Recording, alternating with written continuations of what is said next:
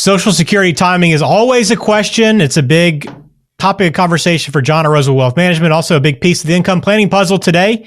We're answering a question about when should I take it? 70, 68, what age is best? We'll work through it coming up next.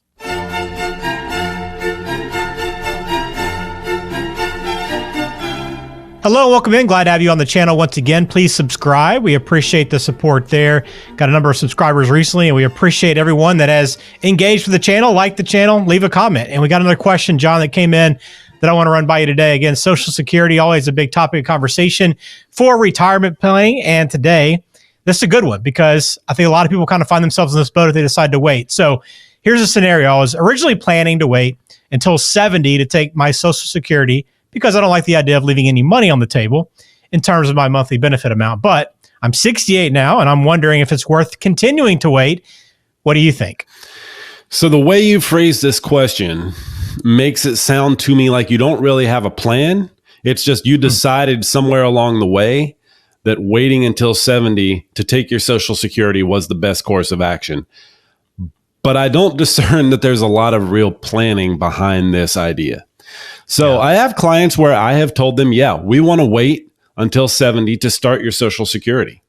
That's not the case for everybody, but it certainly is the case for some. Now, who might some of those people be? Well, if you have no money, then the decision is pretty easy. In fact, Social Security, the decision on when to start it becomes more complicated as you have more money. If you have no money, it's a really simple formula. You have to work as long as you can and get as close to that age 70 benefit as possible, because we need you to have the highest possible income from 70 to the end of your life from Social Security if you don't really have any other ways of generating income in retirement. So if that's you, yeah, wait till 70 if you possibly can.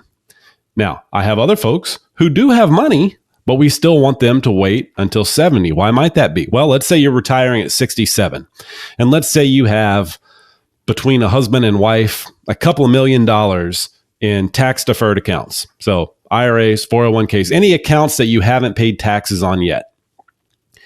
Well, that's a pretty big tax time bomb. What we might want to do is spend down some of that taxable money your first few years of retirement. And, you know, if you don't have your Social Security rolling yet, we could generate between the two of you, between two spouses, $100,000 a year and still be in the lowest tax bracket, what is currently the 12% tax bracket. I say the lowest tax bracket. Technically, there is a 10% bracket, but it's a very small bracket. But the 12% bracket effectively is what we're referring to as the lowest bracket. And married filing jointly, you can have actually a little over $100,000 in gross income and still be in that bracket. So if that was the case, we might just draw down on your IRA dollars for a couple of years, try to reduce that tax time bomb a little bit, and then we have the benefit of having the bigger Social Security benefit whenever we start. So that's an example of somebody who we might want them to wait until 70, even though they have plenty of money saved for retirement. Then there are people, and I kind of get the sense, Ben, that the person asking this question falls into this boat. Then there are people who have decided that they want to wait until 70 because I think the way this was phrased is I don't want to leave any money on the table, right? Exactly, yeah. And so if you have that mindset, you might be forcing yourself to wait until 70 when that may not be the best thing for you. We don't want to just, without a plan, draw down on all of your liquid assets just for the sole reason of getting a bigger Social Security benefit.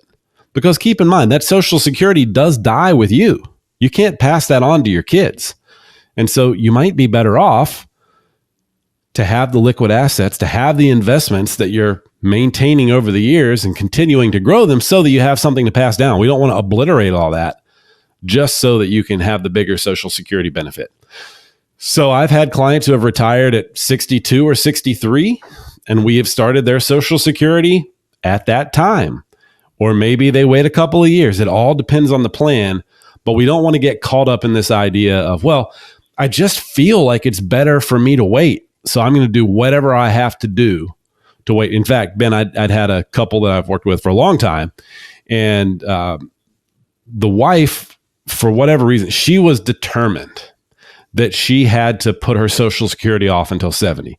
They'd both retired at 66. He had a small pension, less than $500 a month. And then they were trying to make the rest of it work on a little bit of part-time work and a little bit of investment income. But they were really trying to thread the needle every single month, just trying to make the budget work because they just didn't have enough income to really have the retirement they wanted. And every time I'd get together, I'd say, guys, let's go ahead and start your Social Security. Then you're going to have more income than you need, actually. We won't even have to take anything out of the investments for a long time. You're going to have plenty of income. Well, no, I want to wait till age 70. So we had that conversation at 65 and 66 and 67. And all the while, I'm saying, guys, let's start the Social Security. It's going to take so much pressure off. It's going to make this so much easier on you. Finally, at 68, one of them started their Social Security. Now they've got another $2,500 coming in a month. That was a big part of their budget. And it did exactly like I knew it would. It took the pressure off. It made everything so much easier. And so now they started one at 68. They'll wait and start the other spouse at 70. But it makes the math work so much better. We've now been able to stop the monthly withdrawals from their IRA because they don't need that anymore. They've been able to stop the part-time work, which was bad for their health anyway. They were not doing well physically because they were forcing themselves to work when really their body had had enough for both of them. So sometimes you have to get out of the emotion or get out of this idea that's stuck in your head. Well, I need to start it now or I need to start it later. No, let's have a plan and let's have the plan dictate when we need to start it. Yeah, even to your point, going back to that phrasing of I'm leaving money on the table, you might actually be leaving money on the table by waiting, right? Based on the way you're planning. Certainly possible. And if we know that you don't have a lot of longevity in your family, if you're not likely to live into your mid-80s or beyond, maybe starting it later is not the best idea because, yeah, you'll have a bigger benefit, but you won't receive the benefit for enough years to break even on the amount that you would have gotten if you'd started it earlier and had a lesser monthly amount, but had it for a longer period of time.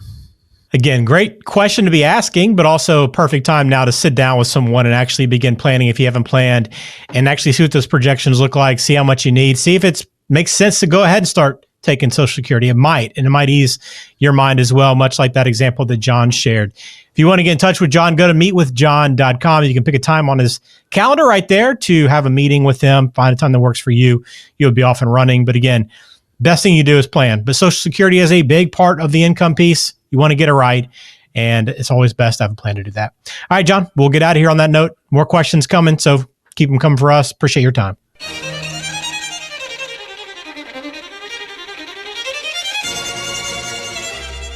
Carolina Wealth Stewards doing business as Rosewood Wealth Management is a registered investment advisor in the state of North Carolina. The material presented is intended to be general information and should not be construed by any consumer as the rendering of personalized investment advice.